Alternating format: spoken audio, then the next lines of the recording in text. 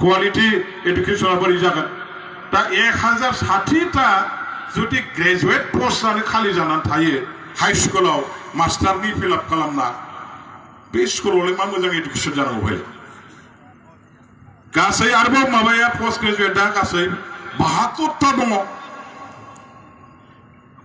fill up खालामबोआखै एकदम steel दंबाय थायो एलपि स्कुलावबो दङ 984टा पोस्ट खालि दं दा बेफोरबायदि खालिखौ जोङो इमिडिएट फिलआप खालामनानै लानांगौ आरो बेसिकलि गासै माने बुंनो थांबा बर' मिडियाम स्कुलावनो दस्रा मिडियामाव नङा बर' मिडियामाव आरोखि बर' बिजोङाव दा बेफोर फिलआप खालामनांगौनि प्रसेसखौ दा लानाय जादों सिगां एलपि आरो एमइनिखौ फिलआप खालामनो थाखाय दा स्क्रुटिनि खालामबोबाय थादों भेरिफिकेसन जागासिनो दं दा 10-15 दिनसोनि गेजेराव भेरिफिकेसन खालामनायनि प्रसेसा जोबसिगोन आरो बे जोबनाय लोगो लोगो जोङो जानुवारिहालागै एपइन्टमेन्टखौ होनो हासिगोन मोनसेबो खालि दोननाय नङा दा गासै फिलआप खालामजोबगोन बेनि उनाव जानुवारिनि गेजेराव जेरैखि जाया नैबे 1060टा पस्टसो खालि दङ ग्रेजुवेट टिचारनि हाई स्कुलफोरनि बेखौबो फिलआप खालामनो थाखाय जानुवारियाव जोङो इन्टारभिउ फाथिगोन जानुवारियाव जों इन्टारभिउ फाथिगोन হয় इलेक्शननि एसे सिगां नङाबा इलेक्शननि एसे उनावबो थांनो हागौ जायखिया प्रसेसखौ जों स्टार्ट खालामसै ग्रेजुवेटनि 1060टा आरो पोस्ट ग्रेजुवेटनि 72टा बे मोननै पोस्टखौ फिलआप खालामनायनि इन्टारभिउनि प्रसेस खालामनो बावैसोनो आङो मोनसे कमिटि बानायनानै होनो थाखाय माने प्रसेस खालामदों दा सोरखौ लानानै खालामजायो एलपि एमइनिया कमिटि बानायना होनानै बिसोर दा मावगासिनो दं आरो 10-15 दिनसोनि गेजेराव बिसोर फाइनाल माबाखौ होनो हासिगोन बे जासिगोन दा बेफोरबायदि जों फिलआप खालामलांनो हायोबा होमबाना स्कुलफ्राव मास्टारफोरनि क्राइसिसआ जोबगोन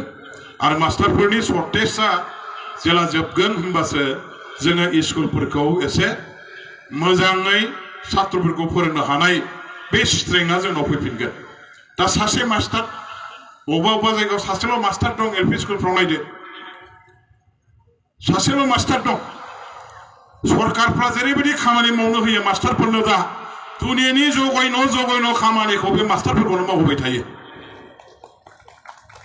ओमफ्राय बे मास्टारफोरखौ मोजां रिजाल्ट खालामनो हायाबा सरकारा बांसिन बिसोरखौनो रायना राया सबसे रायजासिनग्रा होनबा मास्टारफ्रानो दस्रा डिपार्टमेन्टनि साख्रियावलाफ्रा बारा नायजाया गोरलैसिनै रायनो हायो होनबा मास्टारफोरखौनो ओमफ्राय बे मास्टारफ्रा बोरै मोजां रिजाल्ट खालामनो हानांगौ सासेल' मास्टार एलपि स्कुल गंसेयाव बे मास्टारखौनो नोङो हनै माने माबा बिएल' हनै माबा बायदिसिना सरकारि खामानियाव बाहायबाय थानोसै गभर्नमेन्टआ स्कुलाव फोरोंनो मोनला मा जानांगौ बिदिजों रिजाल्टआ मोजां जायाबा दोखो राया बेफोरब्रा गासिबो अनेक आरो दाथ' जेबायदि नियम जाबाय बे माबा माने टिउटर माबा माबि बायदिसिना होननानै मास्टारफोरखौ जेबायदि क्लासिफिकेसन खालामबाय गंसे स्कुलावनो सोरबाया टिउटर गंसे स्कुलानो सोरबा रेगुलार मास्टार खामानिया एखे मावगासिनो दङ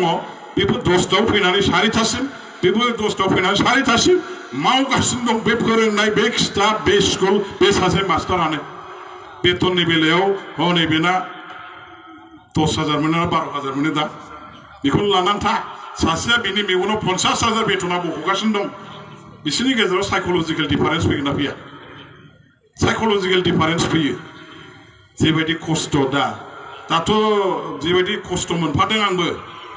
मास्टारफोरनि समस्याखौ बिबु बिला मिथिजोब्बाय आं जा दं आरो मोनसे समस्याखौनो सानसेयाव खमसे खम 20-25 बार आं रायलायबाय थानाङो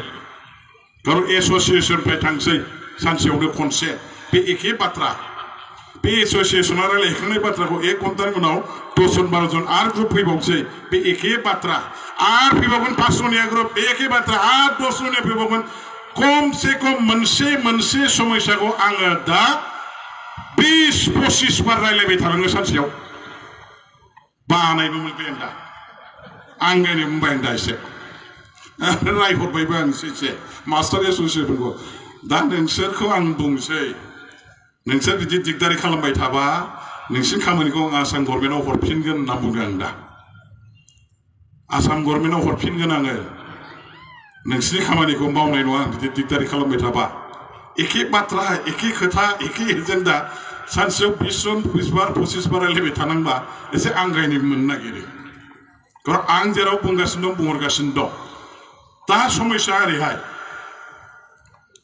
आसाम गभर्नमेन्टनि मुख्यमन्त्रि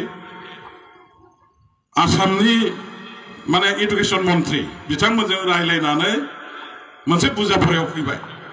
आरो बे आयेननि बाथ्रा दाख्लै आसाम एसेम्बलि 25 तारिखआव जनायनि सिगां नभेम्बरनि 25 तारिखआव एसेम्बलि जिरायदों बेनि सिगां चिफ मिनिस्टारजोंबो रायलायनाय जादों एडुकेशन मन्त्रिजों रायलायनाय जादों कारण मिथिगौ जे 25 तारिखनि सेसनाव 25 निफ्राय 29 सिम जे जादों बे सेसनाव एडुकेशन एमेन्डमेन्ट बिल लाबोगोन स्कुल प्रभिन्सियेलाइज खालामनायनि माबा मास्टारफोरनि साख्रि प्रभिन्सियेलाइज खालामनायनि एमेन्डमेन्ट बिल लाबोगोन दा बावहाय जों मिथिबाय जे आसामनि एमेन्डमेन्ट बिलजों जोंनि बर' मिडियाम स्कुलफोरनि खहा जानो थांगासिनो दं कारण बिथांमोना जाबाय एमेन्डमेन्ट खालामदोंब्लाबो बिथांमोननि सार्भिस प्रभिन्सियेलाइजेसननि बेस इयारा जाबाय 1/1/2006 आरो 1/1/2006 खौ जुदि बेस इयार खालामनानै प्रभिन्सियेलाइज खालामनांगौबा जोंनि बर' मिडियाम स्कुलफोर बिटिसि ओनसोलाव बिराद बुरजा डिप्राइभ जायो हाबा कलेजफ्रा हाबा high school LP ME college provincialize जाया बेखायनो जोंनिया जाहैबाय मा जोंनि ओनसोलाव आन्दोलन जादों बे समाव आन्दोलननि थाखाय हानि रेकर्ड मानसिफोरनाव गैया डिअफोफ्रा हा हरा सार्केल अफिसारफ्रा हा हरा इउ डाइस कड गैया 9-10 नि जबरदस्त बिगासिनो दं बे गैयाबा प्रभिन्सियेलाइज जाया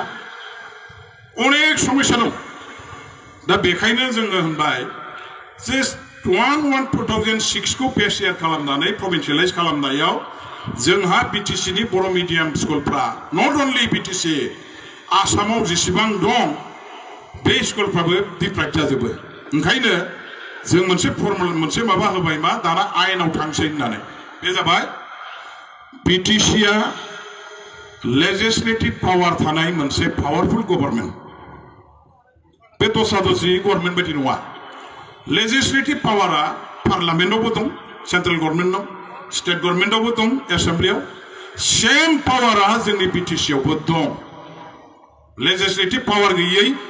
गभर्नमेन्ट नङा बियो तारमाने आयेन बानायग्रा जे क्षमता बे क्षमताया आसाम गभर्नमेन्टनि जे क्षमता लेजिस्लेटिभ पावार एखे क्षमता संबिधाना जोंनोबो होदों आरो डिपार्टमेन्टआ एडुकेशन डिपार्टमेन्टआ जोंनो ट्रेन्सफार खालामखानाय डिपार्टमेन्ट बेखायनो जे डिपार्टमेन्टखौ ट्रेन्सफार खालामदों 40टा डिपार्टमेन्ट बे 40टा डिपार्टमेन्टखौ जों बोरै सालायो बोरै सालाया बबेखौ बेस इयार खालामनानै जोङो प्रभिन्सियेलाइज खालामो खालामा थिक खालामनायनि मालिकआ जोंसो बिटिसिआसो दस्राया नङा कारण जोंनि आयेनाव जों बेखौ लाबोगोन 1/1/2006 आ बेस इयार जानो मोना 1/1/2006 नि सोलाय जेन'बा जोंना 12बो जानो हागौ 15बो जानो हागौ 16बो जानो हागौ बेखौ जोंनि मथे जों बानायगोन जोंनि एकआव